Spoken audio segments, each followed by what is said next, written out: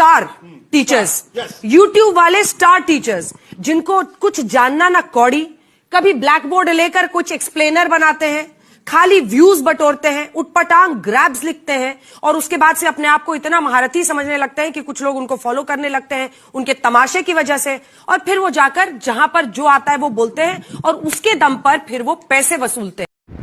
नमस्कार दोस्तों, आप देख रहे हैं सुधार, जहां हम किसी विशेष व्यक्ति के पक्ष या विपक्ष में नहीं बल्कि मुद्दों की बात करते हैं। इन दिनों सोशल मीडिया पर एक वीडियो और रील बहुत तेजी से वायरल हो रही है।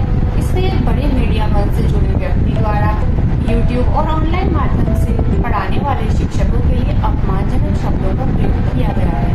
यह केवल एक बयान नहीं है बल्कि एक ऐसा विषय है जो हम सबको सोचने पर मजबूर करता है। सवाल केवल इतना नहीं है कि किसने क्या कहा, सवाल यह है कि क्या किसी भी पेशे, वर्ग या समुदाय को अपमानित करने का अधिकार किसी को है।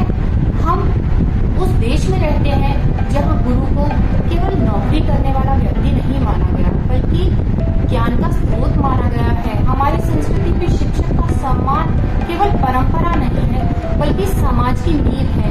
आज लाखों विद्यार्थी ऑनलाइन माध्यम से शिक्षा प्राप्त कर रहे हैं।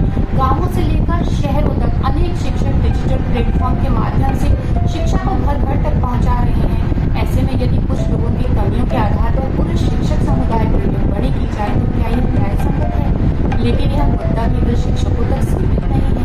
आज सोशल मीडिया और सार्वजनिक मंचों पर भाषा का स्तर लगातार गिरता दिखाई दे रहा है।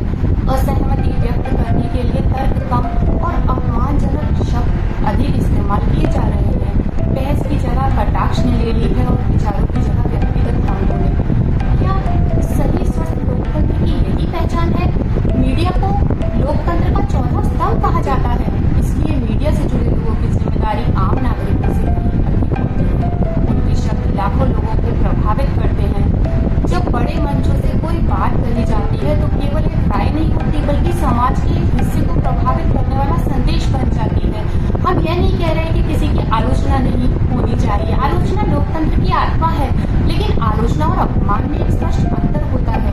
यदि किसी शिक्षक ने गलती की है तो उस शिक्षक की बात कीजिए, यदि किसी संस्था ने गलती की है तो उस संस्था की बात कीजिए, लेकिन पूरे शिक्षक समाज को कटघरे में खड़ा करना क्या उचित है? आज जरूरत इस बात की है कि हम भाषा में संयम रखें, मतभेद रखें, लेकिन मनभेद न बढ़ाएं, क्योंकि समाज सम्मान से बनता है, अपमान से नहीं। हमारा उद्देश्य किसी विवाद को बढ़ाना नहीं बल्कि एक महत्वपूर्ण प्रश्न उठाना है। क्या सार्वजनिक जीवन में शब्दों की मर्यादा बनाए रखना आवश्यक नहीं है? क्या प्रसिद्धि और प्रभाव के साथ जिम्मेदारी भी बढ़ती है या नहीं? और क्या हम असहमति व्यक्त करते समय सम्मान की सीमा को बनाए रख पा रहे हैं? हम किसी व्यक्ति के खिलाफ नहीं बल्कि गलत सोच और गलत शब्दों के खिलाफ हैं, क्योंकि सुधार वहीं से शुरू होता है जहां सम्मान बचा रहता है। सुधार तक मुद्दों की बात सम्मान के साथ।